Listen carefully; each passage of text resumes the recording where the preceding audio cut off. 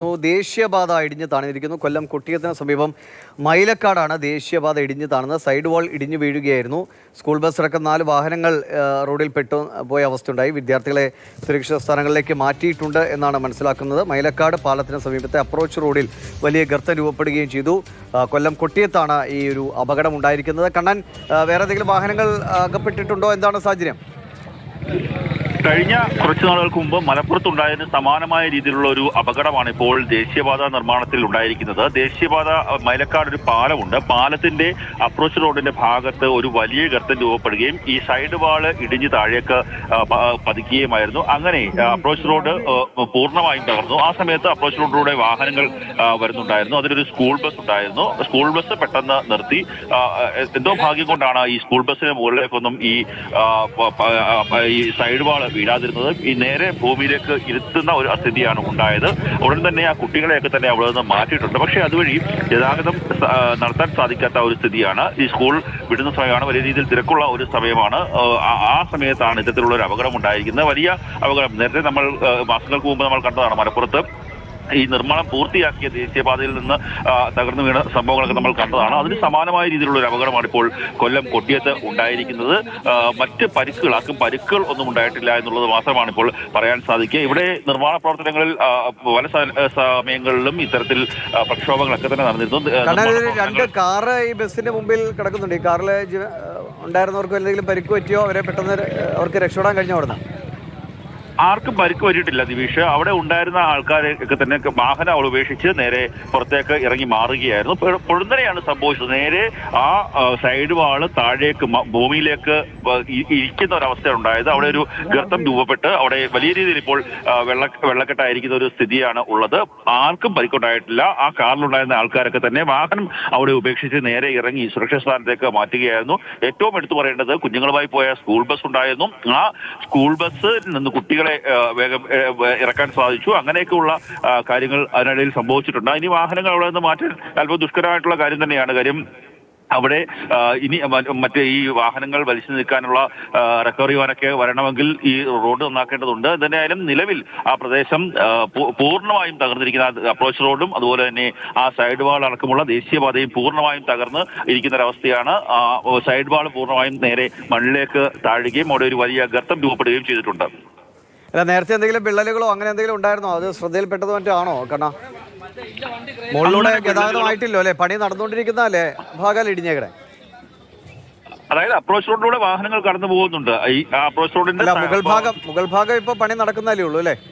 തീർച്ചയായും മോൾ ഭാഗം ഇപ്പോൾ പണി നടക്കുന്നേ ഉള്ളൂ. ആ ഭാഗത്തു നിന്നാണ് നേരെ സൈഡ് വാൾ ഇടിഞ്ഞ് താഴേക്ക് പതിച്ചത്. അതോടുകൂടിയാണ് അപ്രോച്ച് റോഡ് വാഹനങ്ങൾ കടന്നു പോകുന്ന അപ്രോച്ച് റോഡ് തകർന്ന് തരിപ്പണമായിരിക്കുന്നത്. നമുക്ക് ആ ദൃശ്യങ്ങളിൽ നിന്ന് കാണാൻ സാധിക്കും. ഈ ടാർ പാളികൾ പുറത്തേക്ക് തെള്ളി മണ്ണ് മാറി പുറത്തേക്ക് തള്ളി നിൽക്കുന്ന ഒരു സ്ഥിതി നമുക്ക് കാണുവാൻ സാധിക്കും. ഈ പ്രദേശത്തുകൂടി സ്ഥിരമായി വാഹനങ്ങൾ കടന്നു പോകുന്നതാണ്. അവിടെ സ്കൂളുകളും കോളേജുകളും ഒക്കെ തന്നെ ഉണ്ട്. സ്ഥിരമായി വാഹനങ്ങൾ എപ്പോഴും കടന്നു പോകുന്ന ഒരു റോഡാണ് അപ്രോച്ച് റോഡ്. എന്തോ ഒരു ഭാഗ്യം കൊണ്ട് മാത്രമാണ് എന്ന് പറയാം ആ സൈഡ് വാൾ നേരെ താഴേക്ക് അല്ലെങ്കിൽ റോഡിലേക്ക് പതിക്കാത്തത്. അങ്ങനെയായിരുന്നെങ്കിൽ വലിയൊരു അപകടത്തിലേക്ക് കാര്യങ്ങൾ പോയേനെ. വലിയ ഒരു അപകടം തന്നെയാണ് ഇപ്പോൾ ഈ മൈലക്കാട് ഭാഗത്ത്. പാലത്തിന് സമീപമാണ് പാലം നിർമ്മിക്കുന്നുണ്ട്. ആ പാലത്തിന് സമീപമാണ് ഈ അപകടം ഉണ്ടായിട്ടുള്ളത്. ഈ ദേശീയപാത ഈ ഉയർത്തിയ ഭാഗത്ത് പണി നടക്കുകയായിരുന്നു. അവിടുത്തെ ടാറിംഗ് ജോലികളൊക്കെ തുടങ്ങിയ സമയത്താണോ ഇങ്ങനെയൊരു ഗർത്തമുണ്ടായി ഇടിഞ്ഞു പോകുന്നിരിക്കുന്നത്? അപ്പോൾ വേറെ എന്തെങ്കിലും ഒരു ഓൾട്ടർനേറ്റീവ് വഴിയുണ്ടോ ആളുകൾക്ക് പോകാൻ?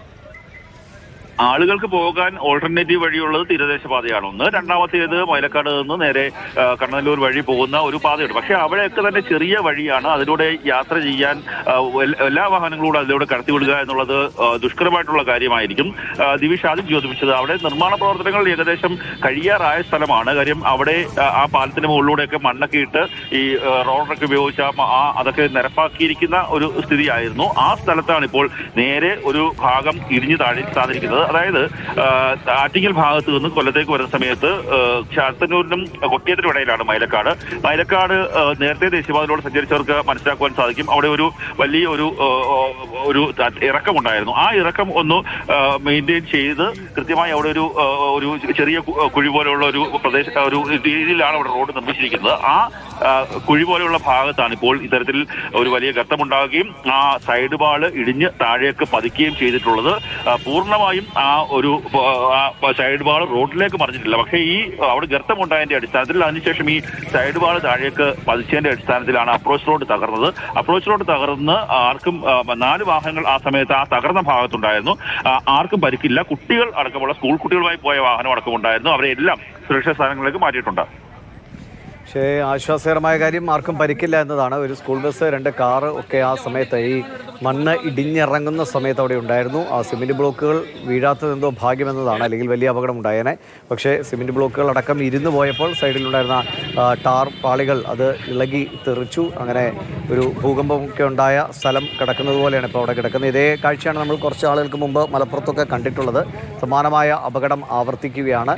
ദേശീയപാതയിൽ ദേശീയപാതയുടെ ഭാഗമായിട്ടുള്ള ഉയരപ്പാതയുടെ ഒരു ഭാഗം ആണ് ഇടിഞ്ഞ് വലിയൊരു ഗർത്ത രൂപപ്പെട്ട ആ മണ്ണ് മുഴുവൻ താഴേക്ക് ഇടിച്ചിറങ്ങിയാണ് ഈ അപകടം സംഭവിച്ചത്.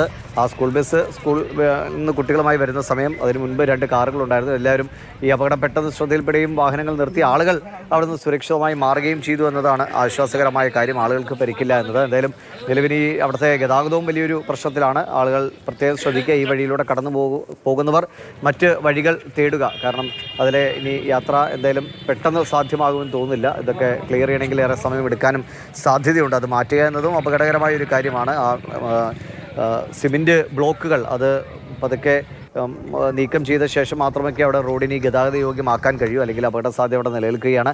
കണ്ണാൻ, ഇത് ഇപ്പോൾ എത്ര സമയമായി ഇങ്ങനെയൊരു അപകടം സംഭവിച്ചിട്ട് ഇതിൻ്റെ നിർമ്മാണ ജോലി നടത്തുന്ന ആളുകൾ അവിടെ ഉണ്ടോ? എന്തെങ്കിലും ഒരു തൽക്കാലം വാഹനങ്ങൾ കടത്തിവിടാൻ മറുഭാഗത്തൂടെ 2 വരിയായിട്ട് വാഹനങ്ങൾ കടത്തിവിടാൻ കഴിയുന്ന ഒരു വീതിയോ സൗകര്യം ഉണ്ടോ? 2 ഭാഗത്തുകൂടി വാഹനങ്ങൾ കടത്തിവിടാനുള്ള ഒരു വീതി എല്ലാ സ്ഥലങ്ങളിലും ഇല്ല. മൈലക്കാട് ഭാഗത്തുകൂടി വേണമെങ്കിൽ വാഹനങ്ങൾ കടത്തിവിടാം. മറു അപ്രോച്ച് റോഡിൽ കൂടി 2 വരിയായി വാഹനങ്ങൾ കടത്തിവിടാൻ സാധിക്കില്ല. കാര്യം പല സ്ഥലങ്ങളിലും വീതി കുറഞ്ഞിരിക്കുന്ന പ്രദേശങ്ങളുണ്ട്. ഈ റോഡിന്റെ നിർമ്മാണം ഏകദേശം ഏതാണ്ട് ഒരു 70% മണ്ണിട്ടൊക്കെ ഉയർത്തി പൂർത്തിയാക്കിയ സ്ഥലമാണ്. അവിടെയാണ് ഇത്തരത്തിലുള്ള ഒരു അപകടം ഉണ്ടായിട്ടുള്ളത്.